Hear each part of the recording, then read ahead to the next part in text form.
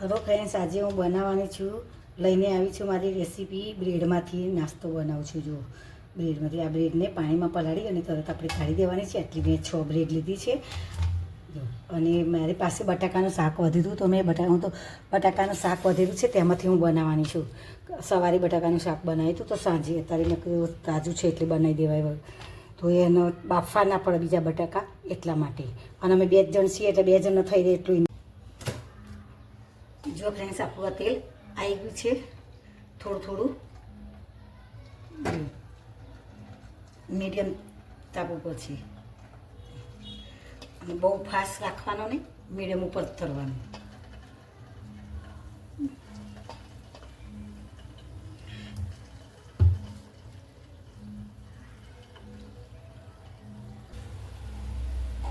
તો ફ્રેન્ડ્સ, આપણા તળાય છે. જુઓ, અરે કેટલા મસ્ત પોચા પોચા અને સરસ બને છે.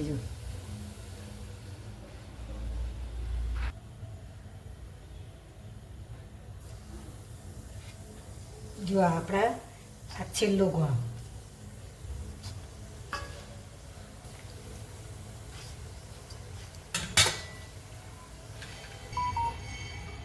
જો ફ્રેન્ડ્સ, આપણા તૈયાર થઈ ગયું.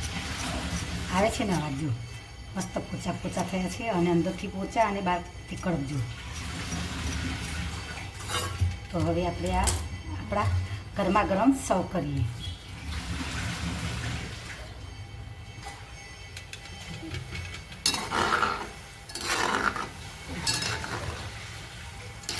આપણા તરત જ જવાય છે. જો આના તરત વાર ના લાગે. તેલ થોડું મીડિયમ સાઈઝનું હોય ને આપણે તળવાના એટલે આપણે તરત જ આવી જાય. જો છે ને,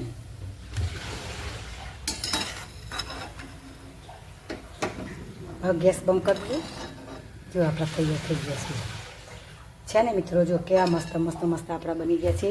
આપણો નાસ્તો તૈયાર થઈ ગયો છે. અને આ નાસ્તો મેં બ્રેડ અને વધેલા શાકમાંથી મેં બનાવ્યો છે. તમે પણ આ રીતે બનાવજો. અને બધાને, કોઈ મહેમાન આવશે તો કોઈને ખબર નહીં પડે કે તમે શેમાંથી બનાવ્યો છે નાસ્તો. એ તમે રીત કહેશો તો જ ખબર પડશે.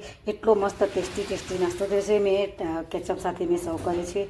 તમે જેની સાથે તમે ગ્રીન ચટણી સાથે, આંબલીની ચટણી સાથે પણ તમે ખાઈ શકો છો. અને મારી વિડીયોને લાઈક કરજો, સબસ્ક્રાઈબ કરજો અને કોમેન્ટ કરતા રહેજો. Thank you. આભાર.